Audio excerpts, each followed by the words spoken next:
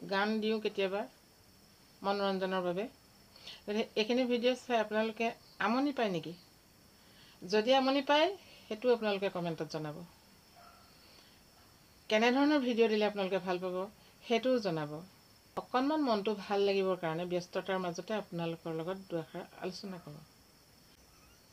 বন্ধু বান্ধৱীসকল, প্ৰথমতে মই আপোনালোকলৈ বহুত বহুত মৰম আৰু শুভেচ্ছা জ্ঞাপন কৰিলোঁ আপোনালোকে মোৰ চেনেলটো চাই থকাৰ বাবে। আজিৰ ভিডিঅ'টিত মই কেইটামান কথা আপোনালোকৰ আগত শ্বেয়াৰ কৰিবলৈ ওলাইছোঁ।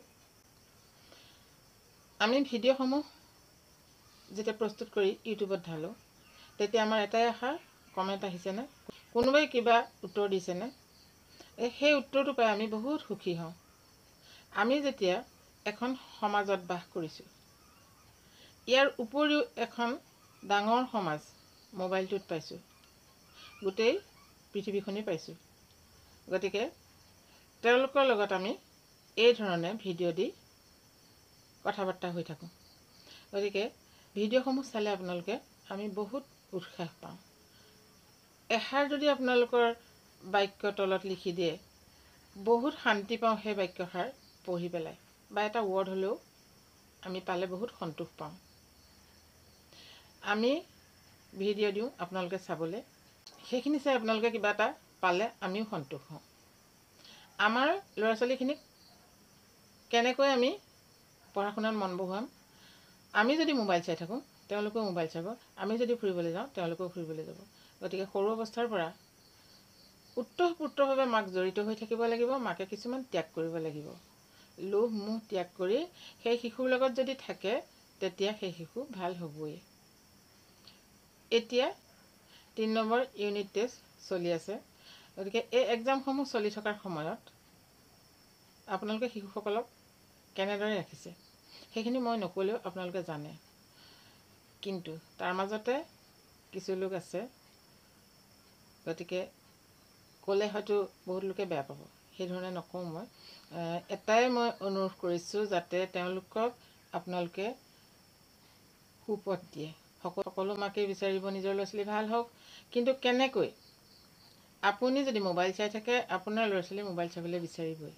আপুনি যদি ফুৰিবলৈ ওলাই যায় লগত ফুৰিবলৈ ওলাই যাবই।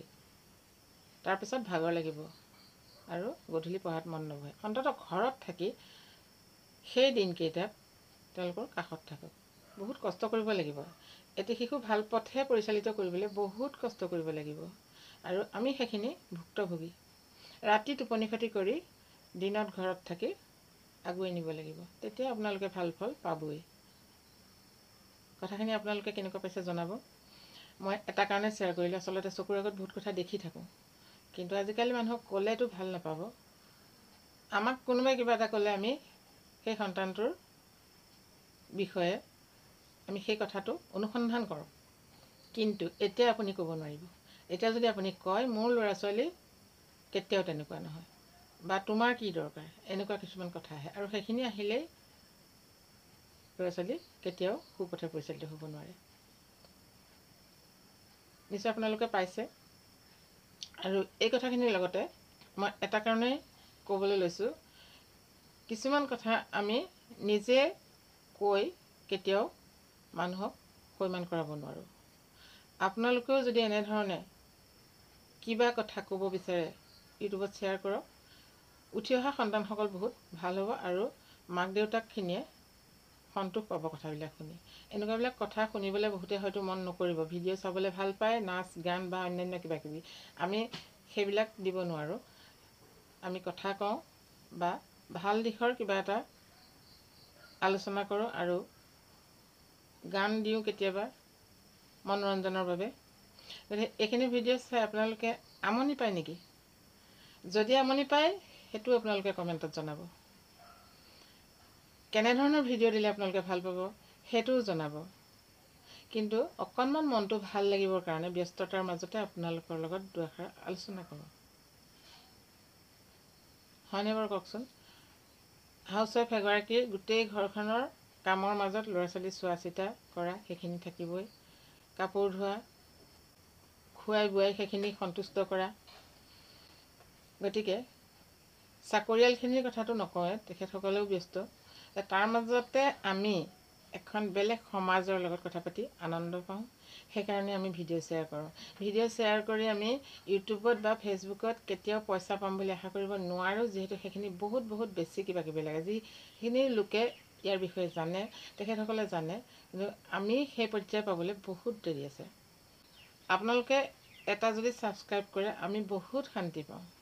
আপোনালোকে এষাৰ যদি মাত দিয়ে আমি বহুত শান্তি পাওঁ। গতিকে ভিডিঅ'খিনি আপোনালোকে চাব, ছাবস্ক্ৰাইব কৰিব। আৰু আনছাবস্ক্ৰাইব হ'লেতো বহুত বেছি দুখ পাওঁ। ঘৰুৱা যিখিনি চিন্তা চৰ্চা সেইখিনি আছেই, তাৰ মাজতে আনন্দ ল'বৰ কাৰণে আমি এটা ভিডিঅ' আপোনালোকৰ আগত এৰি দিওঁ। তাৰ তলত কোনোবা অচিনাকি লোকে চিনাকি হৈ আমাৰ লগত এষাৰ কথা পাতিলে আমি বহুত শান্তি পাওঁ, হয়নে কওক?